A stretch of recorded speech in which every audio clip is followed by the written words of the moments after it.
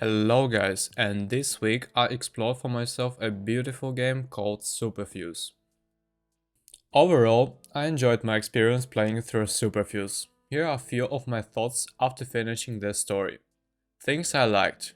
First of all, the fuse system is a ton of fun. You can make any skill incredibly powerful if you invest heavily into it.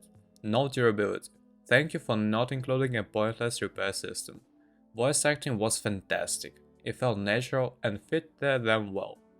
The story was enjoyable for what was included so far. The enemies are unique and merely fun to beat. Some reviews talk about the leveling being slow. I think it's on pace for what is released so far, as you will be finishing the story around level 20. Things I didn't like. The booster and chat system. This sucked. So, to explain what this is, it's a potion system for HP and P which refills called charges that drop from literally every single enemy in the game.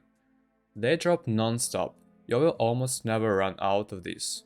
I think this could be improved by removing the charges from the game completely and having the boosters slowly regenerate after using them. Shops don't upgrade as you progress through the story and level up. The shopkeepers will be selling the same trash throughout the entire story. Don't expect anything new to show up. Waypoints are not placed periodically throughout the story maps. This causes way more running than necessary, and an easy quality of life fix would be to add them to each subzone of an area. Death has very little consequences, if any. As far as I can tell, you lose nothing on death. You just respawn at the checkpoint and get back to pushing through the dungeon.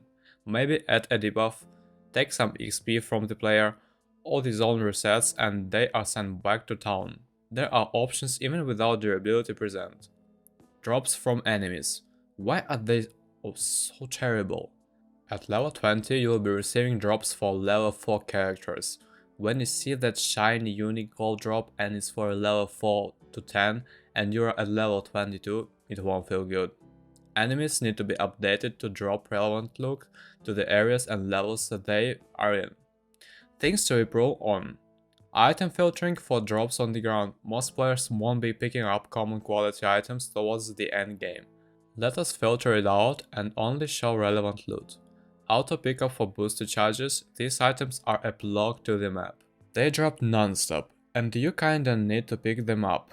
Let us just walk over them and add it to our inventory, with an option to toggle on and off. Make the fuse capacity per each individual skill, not a total for the character.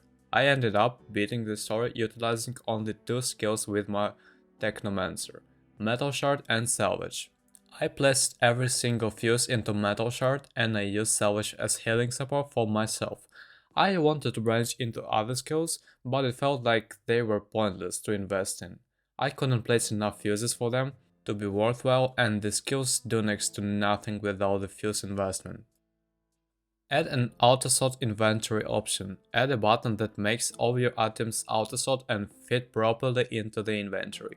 I don't want to play Tetris non-stop to make everything fit. Add end of the mission rewards for solo travel. Give a chunk of XP currency item, anything really. Just give us something for completing each mission. Getting a random item as a reward is not rewarding. Most of the time it was lackluster and was sold immediately to a merchant. Give us relevant items for the level of the quests that are fixed and worthwhile for the content that was completed. No identified items, just a fixed reward. Remove the waypoints item or just make it infinite. This item has zero impact on your gold after the first 10 minutes of play. It's just annoying to have to sell excess portal beacons that enemies drop or to buy more from the merchant if you happen to run slow somehow. Overall, I think this game has a fantastic base to work on. Given another year or two, and this could be one of my favorite ARPGs to play with some friends. I think it's worth a playthrough now, but just remember this is early access and not a completed game. Don't expect a polished product. What I see here is a solid Call of Duty game that has a lot of potential to be built upon. For starters, I want to say that I love the aesthetics, the world and sound design, combined with the comic-like art style creates a great atmosphere to play in. The music is straight up great in my opinion. And boy is the fuse system something.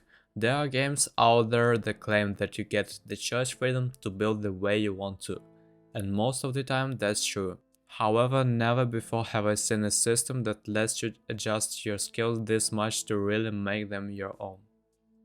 Yes, there are optimal ways to build, and yes, some stuff seems a bit weird to work with at first. But as I said, this game is an early access game with a lots and lots of potential to build even further upon the system. The biggest gripe I have with this game at the moment is part of the same fuse system that I really enjoy. It feels way stronger to increase one skill to the point of it being OP to solo carry your entire build. I'd much rather spread my skills, and yes I can, but I feel like I'd make the game needlessly hard on myself by doing that, which is an awkward thing to say. What I think that this game needs to really shine.